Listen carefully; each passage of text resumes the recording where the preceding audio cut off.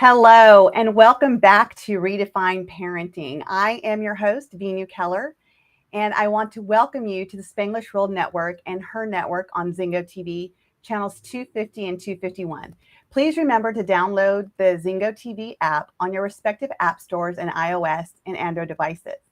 While you download, make sure to rate and leave comments. The app is free. Zingo TV is also available on Google Chromecast, Amazon Fire and Fire Sticks, Roku Sticks, and all smart TVs going from 216 and forward.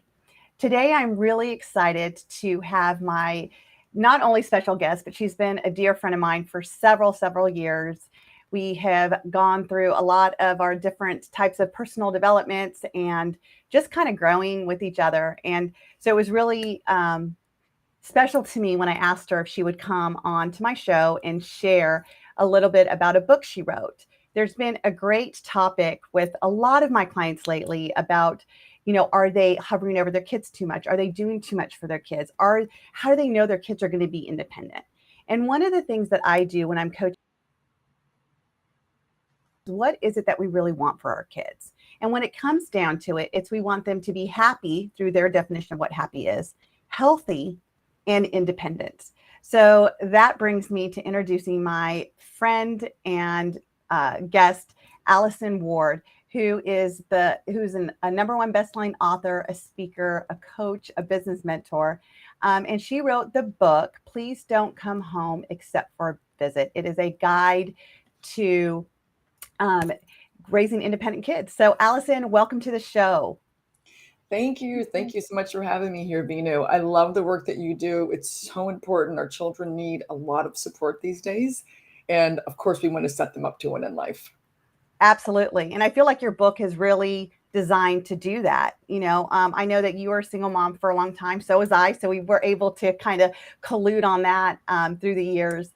And then you found your partner. I found my partner. And it's definitely easy having a partner when you're raising your kids. And yet you and I both know the struggles and the hard work, the blood, sweat, and tears, literally, to raise kids by ourselves.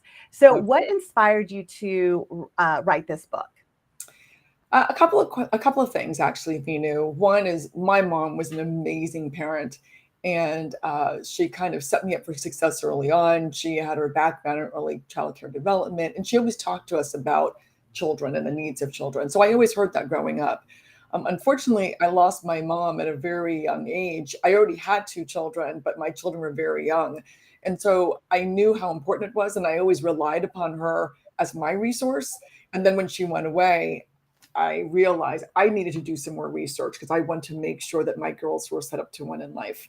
Along the way, I, did this whole coaching thing. And as I was coaching people, so this is kind of the second reason. As I was coaching people, usually business executives, they would invariably get on the phone one day and say, "Oh my God, my teens are driving me crazy. My young adults are driving me crazy." And they would tell some story about the kids laying on the couch after college, really with very little ambition and confidence, and really not what we aspire to have. And so since that became a pattern, when they'd ask me, well, how would you handle this? And I always came up with some advice. And so they asked me, I just started to think about it. Well, maybe other people could use this information. So I took all of that and I put it in a book. I love it. And I remember when that book first came out and, my boys were still at home at the time when the book came out. And it made me think because even though as a single mom, at that time, I was working like 3 different jobs, trying to make ends meet, put food on the table, keep a roof over their head. And I was like thinking to myself, I'm like, well, I have independent kids. And then I was like having a conversation with you about this. And I'm like, well, actually, I still make all their appointments. I still have to remind them of their appointments. Like I really haven't set them up to keep a calendar, to keep responsibility of what they need to do. And then I dawned on me and I'm like, oh my gosh, I haven't raised independent kids. I mean, I've raised independent kids to know their morning routine to take care of themselves if I'm not here at work, but have I set them up to win in life? Yeah. It's such a good point because, well, a couple of things. One, again, especially as a single mom, it's like you're just trying to keep all the balls up in the air, right? You're doing the best you can with the resources you have to keep everything afloat. And the point here is never to beat anybody up right? It's just that realization, oh, wait a minute, there's some other things I could be doing, right? There's some other things I could be doing to set them up to win. And so that's really what the book is all about. And so, again, people shouldn't ever read it thinking like, oh my God, I'm a loser, or I didn't do these things. It's not about that. It's just we have so much going on our day-to-day to get them to sports practices, to get the meals made, to make sure they're safe and secure. There's other things we could be doing. And quite frankly, especially when we're busy, kind of overwhelmed sometimes in what our day-to-day lives is, it's easier to just do things ourselves than give them the opportunity to make the appointment or keep a schedule, right? All of those things are just easier, but it also deprives them of the opportunity to develop that skill, right? Because think about it. Your parents probably weren't doing all those things you did for your kids, but I knew mine weren't. No, right? It was not. No, I mean, and I was raised by a single mom as well. And yet she did set up my appointments and stuff. And I think that I just felt that, oh, when I become a mom, it's my job to do it. Sure. And I think a lot of parents out there think that, right? Like, so what was interesting is after your book came out, and I forget what year it was, but I remember that my boys were, becoming older. One of them was, at the end of high school. And I remember telling him for the first time, he's like, Mom, I need a doctor's appointment. And I handed him the doctor's number. And I'm like, here you go. He's like, what? I'm like, you can make your own appointment. Right. He's like, well, I don't know how. And I remember another time when my other son was growing up, his grandma Betty, he was like, I said, you need to make this appointment. He was having her do it.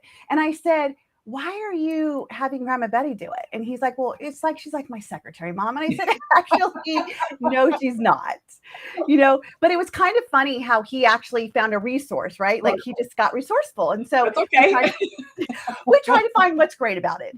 And, and now my kids are learning. Like, I mean, they've both been on their own. One's 28, one's 23. I know one of your daughters are actually, I think, in Spain or something, right? Like, she just got back from a year in Spain. Yeah. Amazing. And so one of the things that, Alice and I can attest to is that how we set our kids up to win is going to show as they become adults. And she has adult kids now. My kids are adults now. I mean, I still have 2 at home that are almost, will be 10 tomorrow, twins. Exciting. But I'm still using these things. Like I'm still using these tools that Allison and I are going to talk to you about more in depth because I want to set them up to win. I noticed that some of these things I can help them do at a younger age that will just stack with them as they get older, that they get to take with them outside of the home. And one of them is just pure organizing. Yes. A lot of parents, like Allison said, it's like, it's just faster if I do it. It's just faster if I get it done. It's less headache if I just get it done. Right. And then I just stopped. I'm like, no, you have to organize your room. And you know what? You can organize it any way you want, as long as it's organized that you can find your things. Right. And asking them, what does organization mean to them? That's a great question. Having them do their own laundry. At least separate it, like little things we can do at younger ages. So what are some of the skills or tips that you can share with our families that are listening that are in the same boat that you and I were with once and we're like, oh gosh, it's time we get them independent? Yeah. Actually, I just want to point out one other thing here about what you said. What we're really doing when we talk about getting them to being happy and independent is really about helping them to develop confidence. Absolutely. I mean, you can't give somebody confidence. Confidence really has to be earned. And the way you earn confidence is doing things you've never done before and building a skill. I mean, it's really that simple. And so, if you might think like, even with your, son, like I haven't made a doctor's appointment before. Well, the next time he has to make a doctor's appointment, he can do it with confidence. Oh, I know what this looks like. I've done it before. And then just the other thing I'll say too, with my daughter, who was kind of the baby of the family, and her older sister likes to baby her and take care of her. Like you said, getting somebody else to do it. That's how they would normally operate. That was kind of their way. It was such a great year for her when she returned. She's a college graduate. And even in college, there's a lot of guardrails. But moving to Spain having to get an apartment in a country where you don't speak the language, figuring out how you're going to get your paycheck, all of those things, hopefully even though I was giving her a little bit more to develop along the way, it set her up.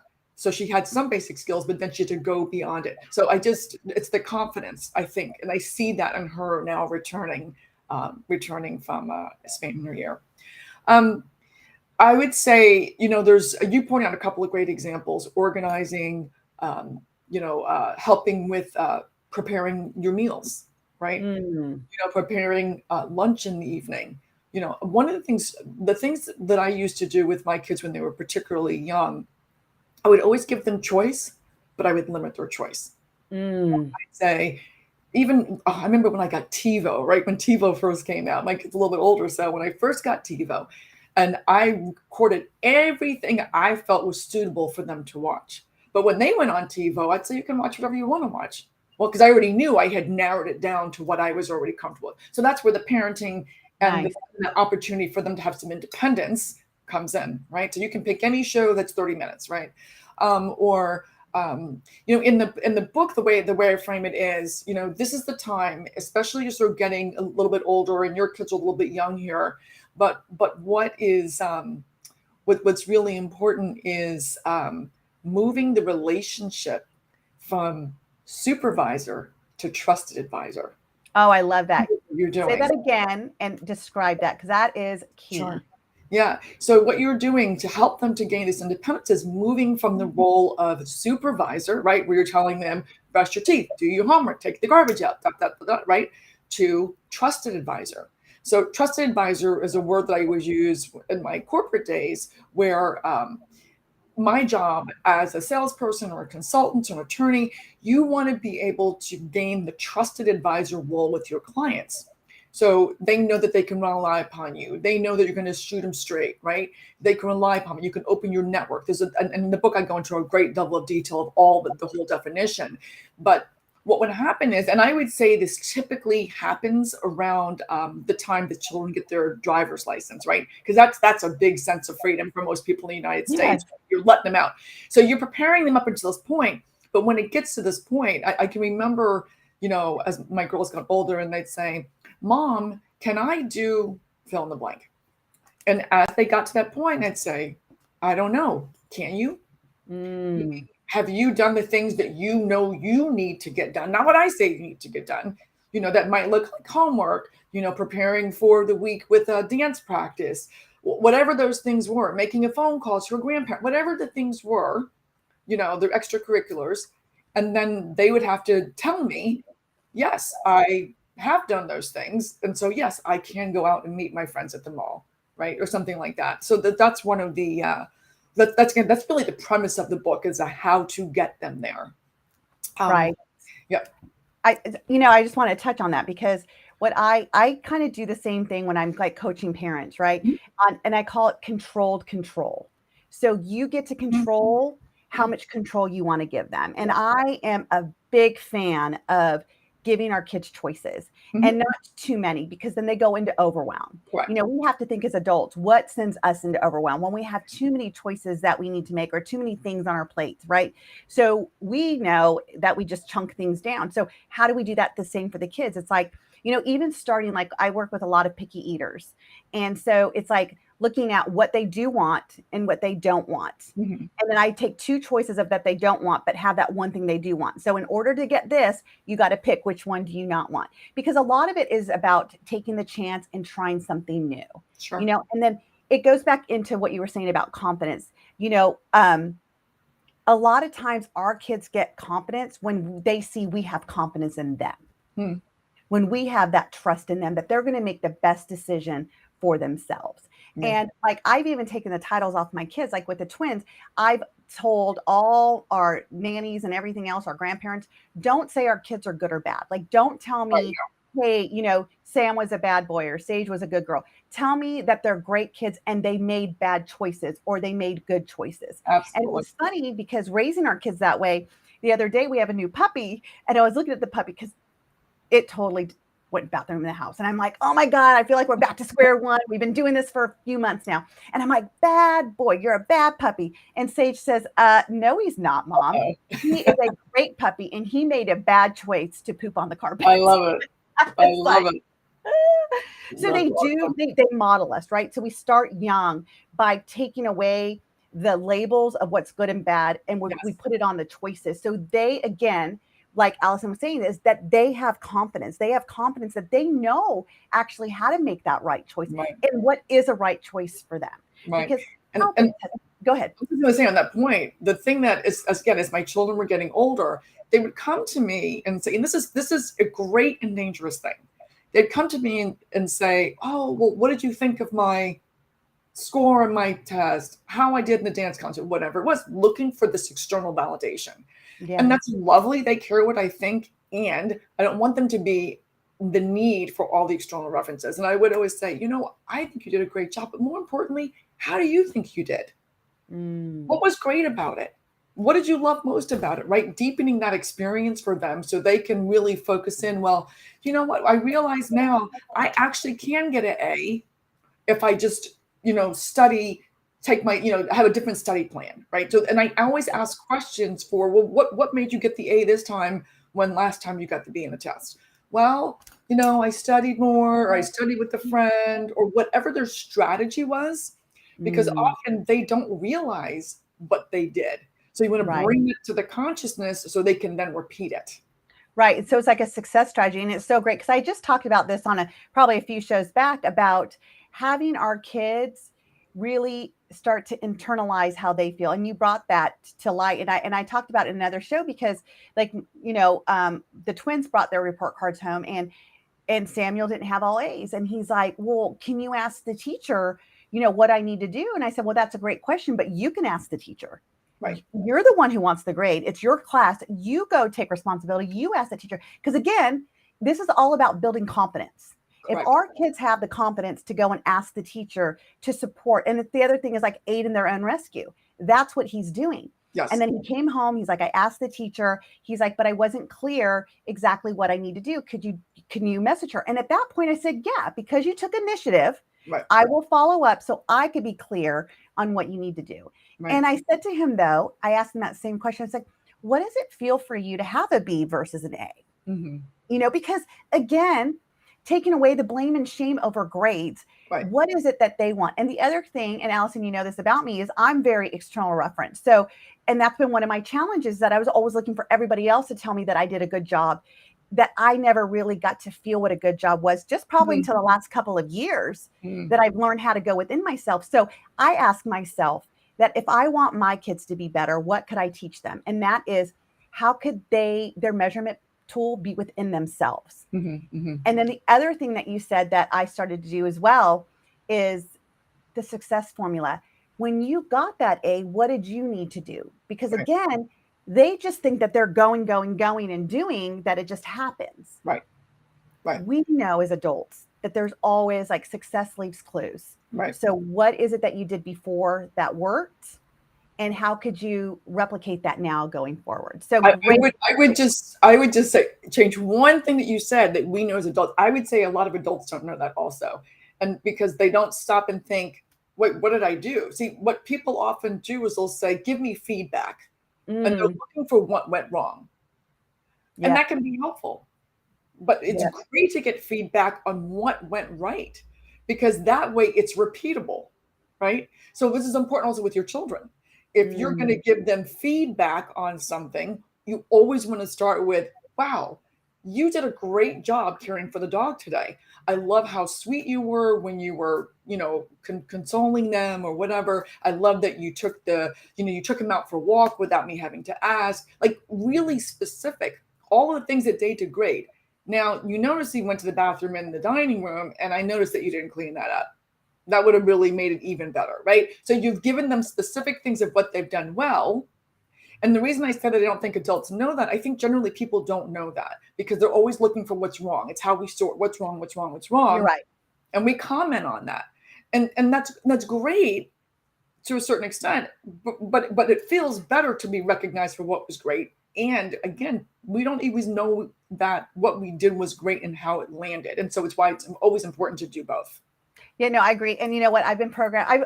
So obviously I've been working on myself a lot, but I'm just thinking like the whole world knows this now, right? Because it took me 20 something years to learn it. So, even in us, again, we also have to learn what is our success formula. And not even just with raising our kids, but in our relationships with our partners, with relationships with our friends, relationships in our business. Yes. If we can identify what our success formula is and we're able to replicate it, Yep. then we are also being that model for our kids as well. Absolutely. And so I think that is such a great thing.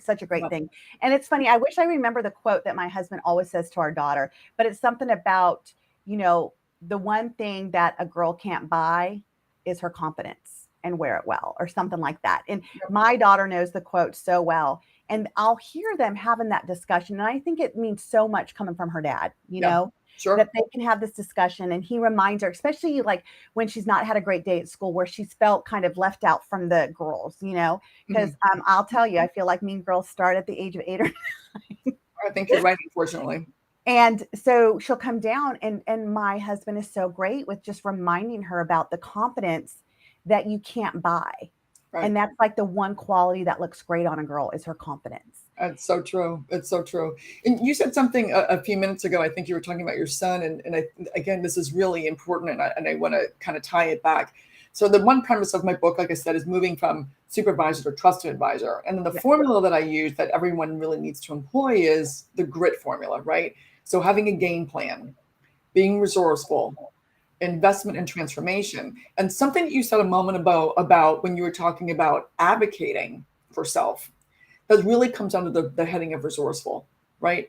So you need to be able to ask questions, go to the coach, go to the teacher, whomever it is you need to go to advocate for yourself and make sure that you're getting everything that you need, the support that you need. You have a clear understanding. I'll give you a great example of advocating for yourself. Some years ago, my younger daughter got a job. It might have been her first job. And she is very visual.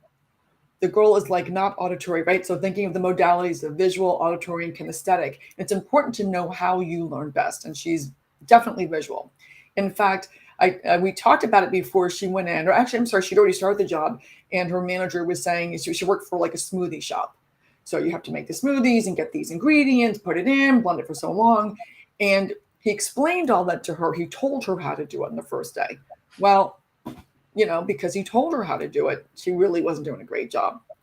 And I told her, I said, listen, when you go in there, tell him, you know what? I learn best if someone shows me how to do it, right? Because she has to know her modality and say, if you show me one time, I'll know how to do it from then on out. But if you tell me things, I know for myself, I don't grasp it as quickly. And so what that did was it empowered her to not feel like, well, what's wrong with me? I don't get it, right? When someone, well, that just means maybe auditory is their modality, right? Right. So one, I'm taking that pressure away from her of thinking, oh my God, I'm stupid. What's wrong with me, right? A complete confidence crusher. Two, she's letting her manager know, her supervisor, so that the supervisor, is not getting frustrated and looking for the next thing that she's doing wrong. It's just like takes all that energy out of it. And then they can both be happy. My daughter's feeling good as she's doing a good job. Her manager's getting the outcome that he wanted, which was for her to do a great job serving the customers. So that self-advocacy, it's like knowing your strengths, right? Identifying your personal goals and objectives, knowing your responsibilities, and then communicating it to others are really kind of the 4 pieces of advocating for yourself. So can you say that you said it was GRIT, right? GRIT? Yes. Okay. And do they stand, and what is that again, just for our listeners? So if they want to write this down. Yeah. So you want to have GRIT, right? You want to have a game plan, right? And so a game plan, well, I'll just do this: game plan, resourcefulness, investment, and transformation. And so the game plan is, and I know this is near and dear to your heart, is you got to have a vision for where you're going, right?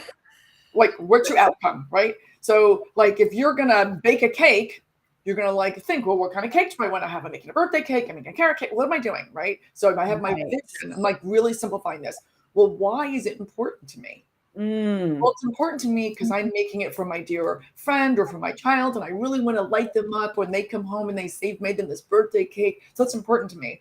And it's so important to have a why because, well, then you get a call, or then somebody else needs your attention, but if I'm connected to my why is it important to me, then I'm going to make sure it gets done, right?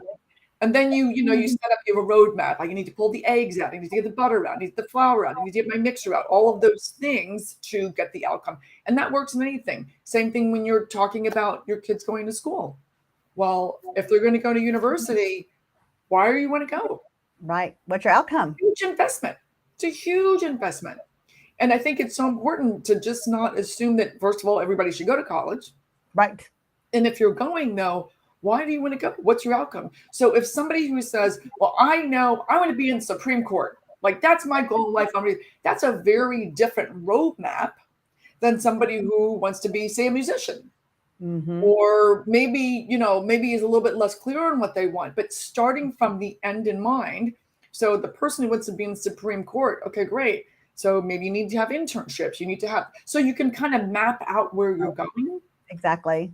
And you know why you're doing everything. So when there's a party, when you're upset because your boyfriend dumped you, when whatever good things and bad things come your way, as they do, you can be like, oh no, but I'm going to be Supreme Court justice, right? Or I want to own my own business, or I want to be a nurse, or whatever that is, right? At least you're motivated. So that's the game plan. The resourcefulness I mentioned, there's a couple different components. Understanding that when you fail at something, it doesn't mean you're a failure. And you hit on this before, Vinu, right? It's like being very careful with labeling, but also separating, right? Because we don't actually ever advance if we don't fail. Because if we don't fail, we've never tried anything new. And I want to just touch on that real quick, because I was just having this conversation with one of my clients today, with one of the moms I was coaching. And I said, one of the things that we can do better as parents is teach our kids that it's okay to ask for help. They're not weak. There's nothing wrong with that. Right. I see a lot of kids that are being depressed, they're self-harming, they're suicidal tendencies, because they don't want to ask for help, because they don't want to burden us. They don't want us to think that they're weak. They don't want to think that we did something wrong. So if we can start at such a younger age to teach them on how to be resourceful, that asking for help takes courage, and accepting help is even more important, right? To be able to say, I need some help, and yes, I'll accept it, and we'll do it like this. And I feel like that is such a huge thing right now with these parents, because these parents are feeling like, how did I fail? Like, I must have failed if my child's depressed. I must have failed. They make it really about them for what their child's going through, because they're like, how did I miss it? How did I not know that my child was so depressed? How did I miss it? Well, are we missing that opportunity to teach our kids that it's okay to ask for help? It doesn't make them weak. It doesn't make them a failure.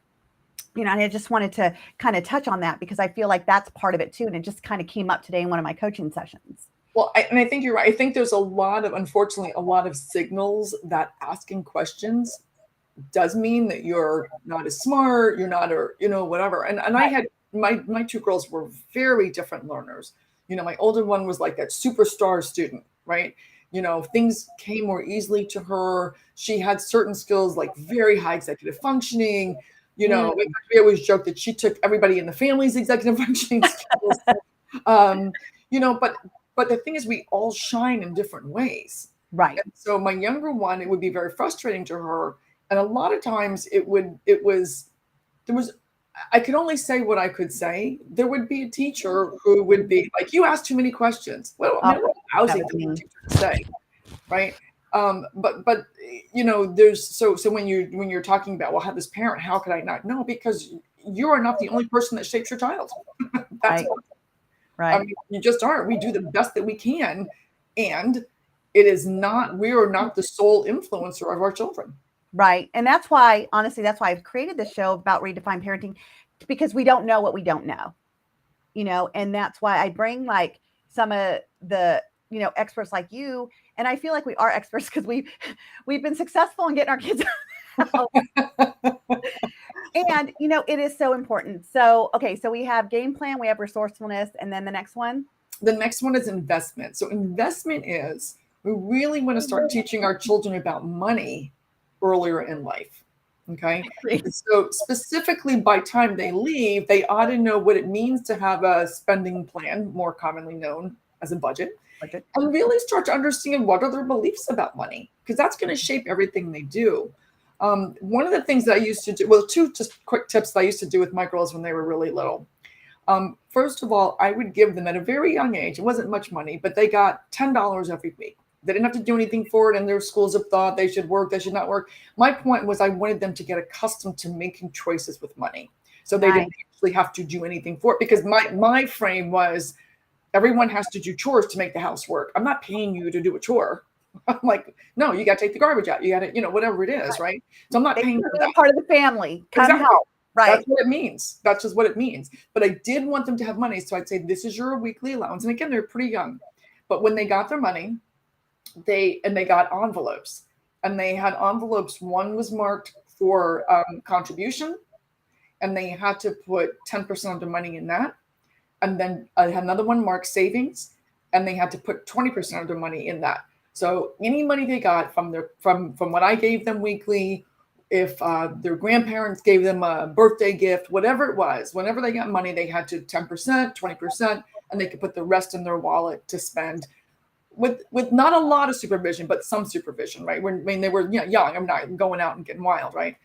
So what would happen is, if there was an opportunity to contribute to a drive at school or in church or whatever it was, they with pride could go to their contribution envelope and make a contribution. I love that. With their savings, they opened their first bank accounts with that savings money.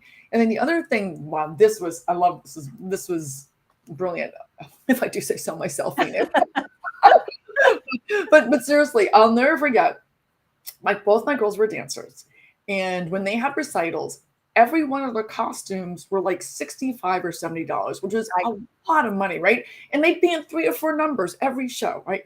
And I'm like, oh my God. So here I've spent like $500 on the girls' costumes. Halloween comes around.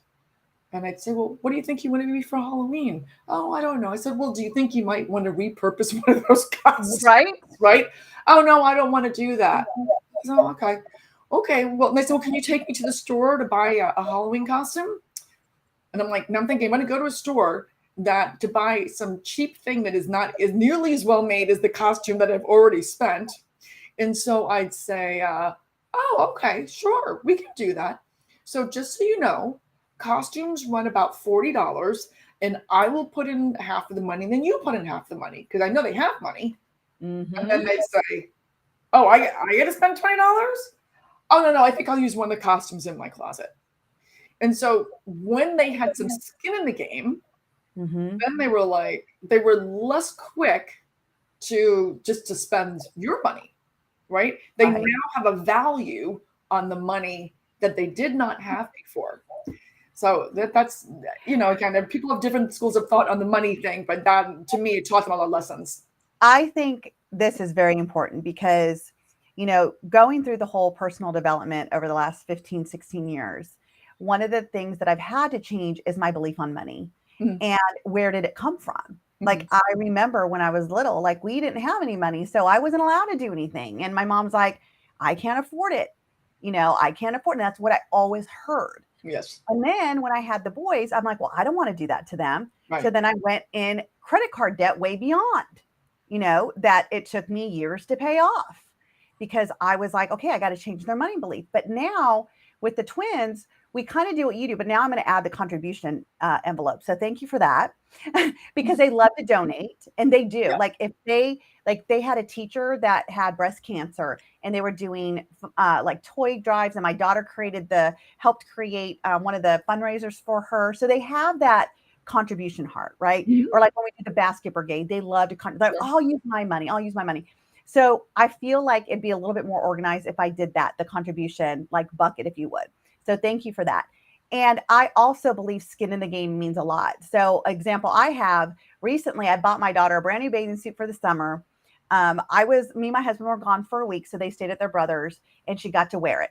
She comes home and we need to wear it again because we're going out. And she's like, oh, I lost the top. And I said, well, I'm not buying you another one. You just got money. You can pay for it because of their birthday. So we looked online and she paid it. And I mean, she bought it and I took the money from her. Mhm. And, you know, what I love about it is that they already know I'm going to follow through. I'm not one of those parents that say, you know what, Right. never mind, I'll buy it for you. No, Right. because if we're not teaching them the value of what we're buying and gratitude, like that is like we have a theme in our house. It's loving kindness and gratitude. Mhm. And I'm now teaching them to even expand on what their definition of gratitude means, because the older they get, the more that they understand of gratitude. But a Mhm. lot of it comes with like, what are we paying? Like they're like, oh, it's summer. Can we go here? Can we go here? And I'm like, can you choose two things that do not cost money? And we're living in a time that I don't think any of us could have predicted that Yeah. we were going to be in. And you know, what I spend at Sam's Club now is double what I used to spend, and I get the same thing. Right. Okay. And I'm looking at my state going, oh my gosh. So how could I help my kids now to understand investment of money, whether it's investing in our food, investing in, you know, their education, like Sure. they go to private school, they go to tutoring. My son had a meltdown one day at tutoring, and I said, you have to pay me for that. I said, I'm not paying them to give you behavior modification. That's my job. Right. I'm paying them to help you with math and reading. And we've already, and I do that pre-frame before they get on the call, so they know exactly what the expectations are. And Right. so he said to me, he's like, Mom, I have the money to pay you back with my birthday money, because I made him pay me the $135 for that session. Sure. And guess what? He Didn't happen again. never had another problem again. Yeah, I believe He it. showed up for those the tutoring. Right. Yeah. Yeah. So And I I think agree. you just hit on such a good thing there, that one of the things that you said is so important and so many people don't do is they don't follow through with the consequences. And let me tell you, that lesson cost him $135, but it was the cheapest lesson he will ever have in his life. Right. It's the cheapest lesson.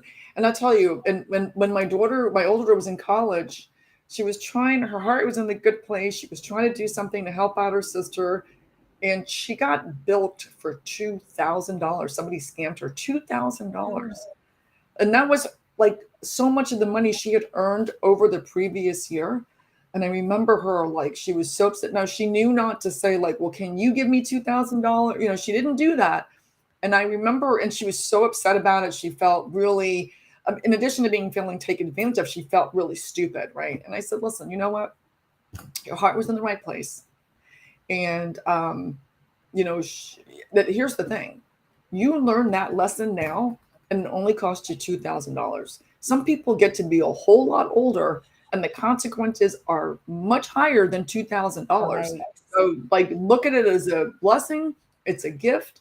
You learn that lesson now, and you will never put yourself in a situation again, because the $2,000 cost her. I mean, it was like a good fraction of what she earned over the summer. Right. It was very painful. And you know, I mean, and you are so right. Like, it's such a minute cost to learn the lesson now for what it's going to give them the rewards in the future. And like, even with my son, the whole tutoring thing, the words I used, I said, I'm investing in you. Mm-hmm. You need to Beautiful. invest your time into you. And I use those words, investing. I continue to do that because, you know, when I went through personal growth, and I know you've gone through the same, you know, channels that I've done, it's not cheap. You know, you and I have definitely invested a pretty penny into being who we are and what we do now. You know, we Yes. didn't just wake up one day and say, well, I'm going to do this and all the answers are going to come. We had to clean up our own backyard. In order to do that, we had to invest in ourselves. Yes. I didn't even know what that meant back then. Sure. And so now I have an opportunity in teaching my kids, because they are my do-overs now. And I get to redo it and say, okay, how can my husband and I teach them in a better way to value money? And because the other thing that kids do is like, oh, I'll pay for it, because they have no concept of it either. So Right. we want to walk that fine line where they learn. And that's why I love, because we do the savings. We always do 10% has to go into savings, right? But I love that contribution thing. I love it. Yeah. I love You know, the it. other thing you just said something too, you know, being very careful of the language that you use. And I love that you're saying, I'm investing in you. And then you get to invest in yourself. Not you have to go to tutoring, right? No, you get to. You get to choose you and invest in yourself to reach. And then, oh, by the way, this is part of a bigger game plan, right? The game plan that says you get to have choice when it comes time to applying to college, right? It's part of a bigger game plan. And so I love that, I love that piece, kind of it ties all together. I just realized his game plan is to have those A's, and that's exactly what I typed. So I'm like, you want the A's. This is part of that strategy. So you get to invest in yourself, and I get to invest in you as well. So it's so funny. Like a light bulb just went on. I'm like, oh my gosh, I'm doing the game plan like Allison said. His game plan, and it's his game plan, not mine. Right. And I know he's only 10. And then his game plan is going to change when he's 11 and when he's 15 and when he's 20. They're going to have different game plans. Right. But if we're already installing that game plan and we're being resourceful by mommy finding a tutor because he does have dyslexia. So I found a specific tutoring company that helps with kids with dyslexia. Okay. Right. So now I'm being resourceful, and then the investment and getting him to have that skin in the game too with his time. Because the other thing I want my kids to learn anyway, is that I can always make another dollar, but I can't get back that minute. Yeah. And so to understand that time is one of our most valuable investments that we can give ourselves and other people. Absolutely. It's such a great, I love to hear it all. I mean, a lot of these things I learned along the way. My kids were a little bit older. Some of us putting together, some things I figured out earlier, and we pull it all together in the best way that we can as we learn. Right. Which is why people come to listen to you here. Like this is a beautiful way to invest. It's not a huge amount of time, low cost, low or no cost. There's so many opportunities, and it's so great. I just want to honor the people that are here today that are listening to you and investing their time, because it does make a difference. Thank you. Yes. And to celebrate those people that are coming together. And that's why I did this, right? So how could I get more of this out in the world that people don't have to pay for? They just have to invest their time in it. Yes. To get the learnings, because if you know better, you'll do better. Absolutely. So that brings us to T, which is transformation. Transformation is all about communication, because if you cannot communicate your thoughts and feelings, everything else is for naught, right? And so specifically how I use it in the book is it's really about, how does your communication with your child evolve over time, right? So going back to that idea of being the supervisor, okay, Johnny, okay, Sam, you need to do this, whatever. It becomes like I shared before, the example where I said with my daughters when they got older, can I do? Well, I didn't want them to keep asking me for permission, right? In fact, it's interesting, even though I had done that, I'll never forget, and I read about this in the book, when my older daughter was in her freshman year of college, she had a water bottle that she loved. And I remember her calling me one day and saying, oh my God, Mom, you're going to be so upset with me. You're going to be so disappointed in me. And I'm like thinking to myself, what could she possibly do? I would be just like, what could she have done? And I'm like, well, what happened? And she says, I lost my water bottle. And I'm like, you don't need to report to me about, your day-to-day life at that level, right? It's time to have a little bit more separation. I'm here for you, right? And if this is what you want to share, that's fine. The truth is, though, you don't need to report to me that you lost your water bottle. You now have to replace it if you want a water bottle. I'm not, and she wasn't asking me to replace it, but she really felt this oh my gosh, you're going to be disappointed. You're going to be disappointed. I don't even know where that came from. She didn't need to do that. So I wanted to shift that communication so that when we talk, we would talk about anything else. Like if she wanted to share something in her life, great. But so it's this idea of how we're going to translate. And I think it's important when especially as our kids are younger, if maybe they're going to go to summer camp, well, setting up an expectation for how you're going to, are you going to expect a letter from them once a week? Are they expect a letter from you once a week? Whatever it is, right? So, but each child is different. Mm-hmm. Right? So some children might be like, well, I would feel more comforted to know that I got a care package. I got a, whatever Right. it is. And you want to do this all the way along the path when they go to college. What type of communication? And the parent needs to know, right? Like maybe you're thinking they're going to text you every day. They're going to let you in, depending upon what your expectations are. You need to get clear up front. Right. We're going to Oh, speak every Sunday, whatever it is, whatever the cadences of calls. And it might depend upon the child's sex or just the personality of the child. But setting up the expectation, especially if you have a child that's not a big communicator, mhm. I love you, Johnny. And when you're going off to school, I want you to have a great experience. And for me, I still need to have some type of communication. So why don't we come up with an agreement that we're going to speak once a week, once a month, whatever's right for you. And then when you get on there, what I want to know is what was great, right? Just tell me something that's going on in your life, always starting with what was great. And is there something I could do to support you, right? So kind of setting up the expectations in advance for what those calls are going to look like is really important.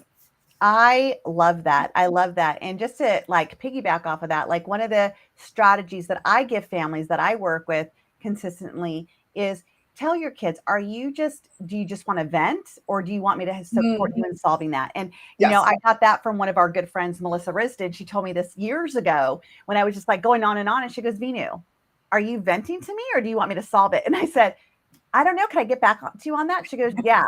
And I really had to think about it. Sure. And that was one of those mind-blowing moments. And I'm like, wow. And what I had to think about it, number one, is what was I doing? Like, what was my outcome? Right.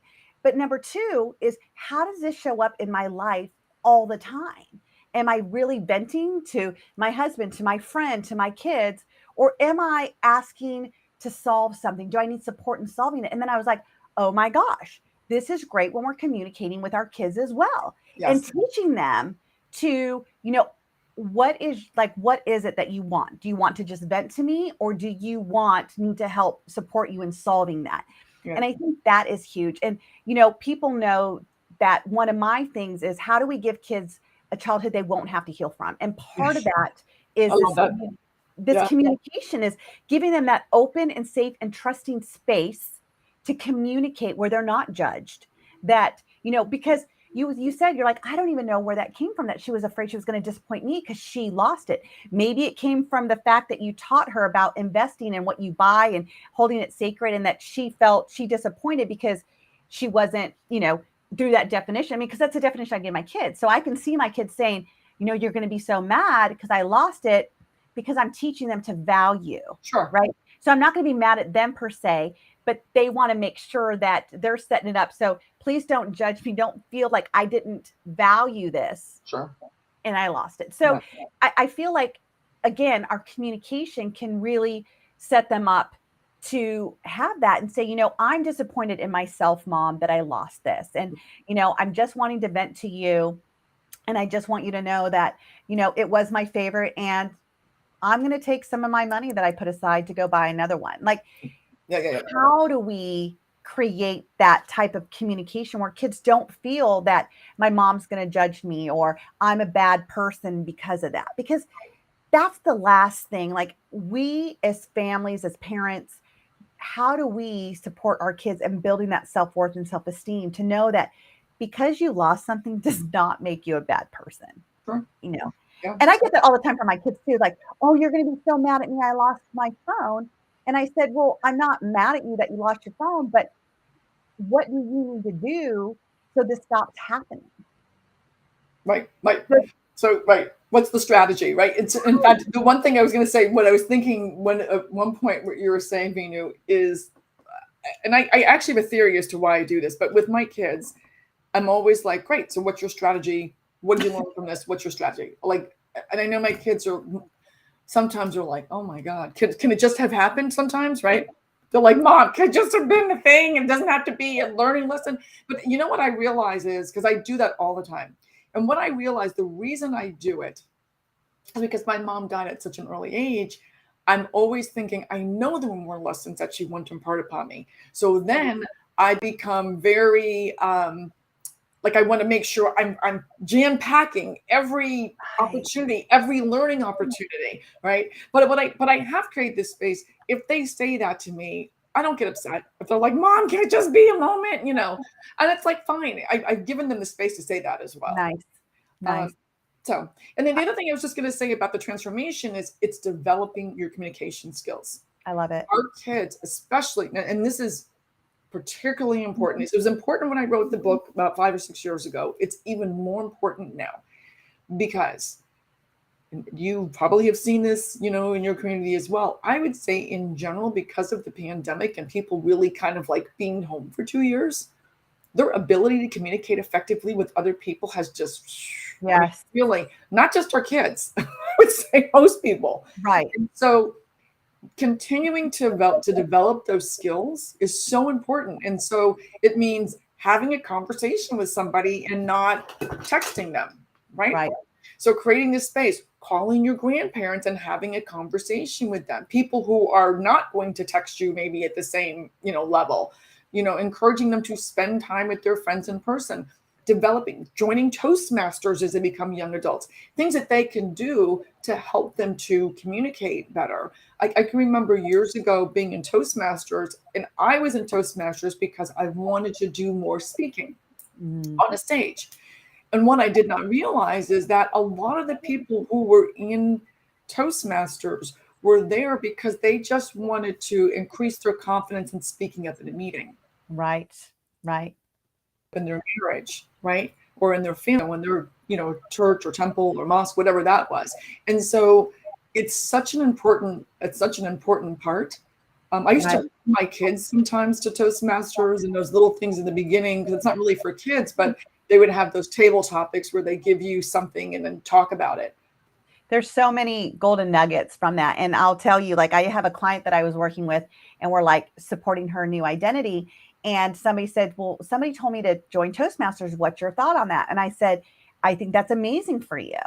And she wrote me back the next day. She goes, I just want you to celebrate with me that we went into like different groups and my table talk was the best one that I had to present. And I was like, there you go. And it already, you start to see her light up for that, so there's so many different resources. And I also I'm a Rotarian, and there's a lot of high schools that have, the Rotary Club for the kids in the high schools, to get them into that leadership and get them to be able to communicate better. And I mean, you hit the nail on the head. Like with the whole pandemic that we've gone through, is that kids have gotten so used to just communicating by texting, through video games, through chats, even through Zoom. It's still not the same. Like I was seeing some kids, in person versus on Zoom. They'll open up to me more on Zoom than they will in person. It's so crazy. And it's interesting because I didn't even pick up on that. I didn't even pick up that like Zoom is the same as in person. Like I know that, but kudos for you for actually creating a safe space in Zoom, because they might not feel so I guess I look at it that way. You created such a safe space in Zoom that they feel safe and they have the certainty of what that looks like. Well, thank you. I didn't even think about it that way, but yeah. So we just have one more minute. If you could just give some, to those parents out there that really want to get their kids to be more independent, like what are just one or two nuggets that you can just reemphasize to support them? I would just wrap it up by saying, look for opportunities for them to step out of their comfort zone, right? And take on new tasks. I mean, that is the way to create confidence. And just when you want to make it age appropriate, right? So you're not having your 3-year-old driving a car, right? You're having your 3-year-old fold the socks or do something they've never done before, right? And so that's really it. All confidence comes from taking on new tasks, and not just because you've succeeded at them, because you tried it. And then you try it again until you get it right. And then you try something else. And then you try something else. So that's how you keep building. I love it. I love it. Allison, thank you so much for your time and your wisdom and your book. You can find her book on Amazon. It's a great book. I'm telling you guys, it's a great guide for you parents out there. I followed it and it's done many, many great things for me as well. As I always say, be curious, not critical. And, we're all here to give our kids a childhood they don't have to heal from. So thank you guys so much. This show can be heard on Spanglish Radio Network. Please check out www.spanglishworld.ca for all your news and programming. Spanglish World, watch it, hear it, read it, download it, and live it.